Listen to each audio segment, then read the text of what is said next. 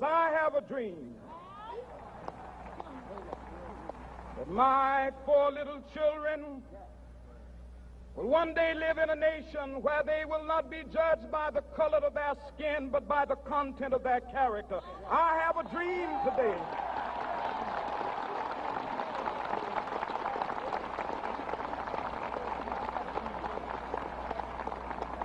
I have a dream that one day, down in Alabama, with its vicious racists, with its governor having his lips dripping with the words of interposition and nullification, one day right there in Alabama, little black boys and black girls will be able to join hands with little white boys and white girls as sisters and brothers. I have a dream today.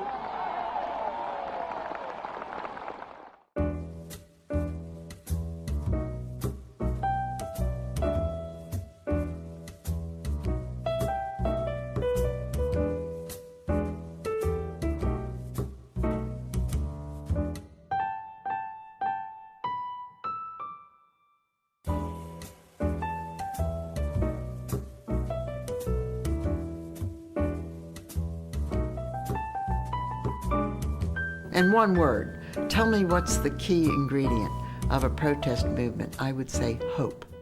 The Brown versus Board of Education decision was what gave hope for a better future for African Americans, and was the match for the flames starting the civil rights movement. Before this, racism was greatly depicted around America through Jim Crow laws that set back the advancement of civil rights after the abolishment of slavery.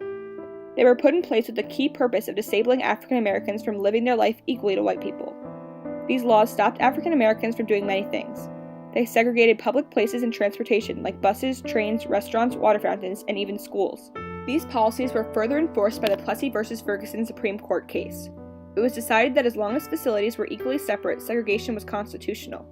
From here on, African Americans were treated as not only lesser than, but almost as if they were a different species. As they faced injustice after injustice, they couldn't fight back in the same way white people could because they were not receiving an equal education. This soon became a major conflict all over the country. As an education was seen as a fundamental right for an American citizen, people began to bring this to court.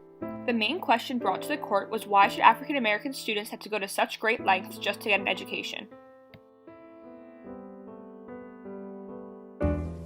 In response to many unsuccessful attempts to ensure equal opportunities for all children, African American community leaders and organizations stepped up efforts to change the education system.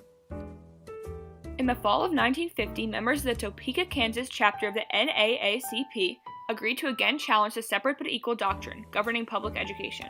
5 court cases regarding a segregated education from Delaware, Kansas, Washington, D.C., South Carolina, and Virginia were appealed to the United States Supreme Court when none of the cases were successful in the lower courts. The court combined these cases into a single case under the name of Brown versus Board of Education.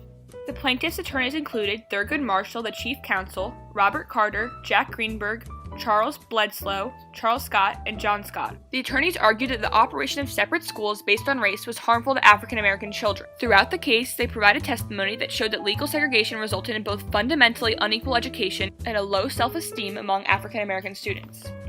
They also claimed that segregation violated the Equal Protection Clause of the 14th Amendment, which holds that no state can deny to any person within its jurisdiction the equal protection of the laws, while the Topeka school argued that the separate facilities were equal in every way, and that in fact racial segregation did not cause any harm to African American students. On May 17, 1954, the unanimous decision was given. Chief Justice Earl Warren wrote that in the field of public education, the doctrine of separate but equal has no place, as segregated schools were inherently unequal, and that the children were being deprived of the equal protection of the laws guaranteed by the 14th Amendment. While most states acted accordingly to the verdict, many schools and local officials in the South defied it.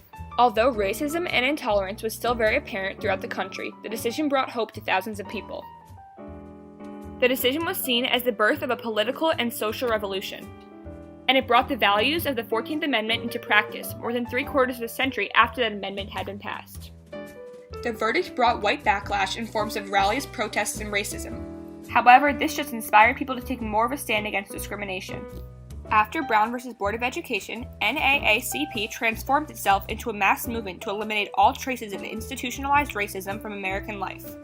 Through the 1950s and 60s, the civil rights movement carried on, and people continued to fight for equality.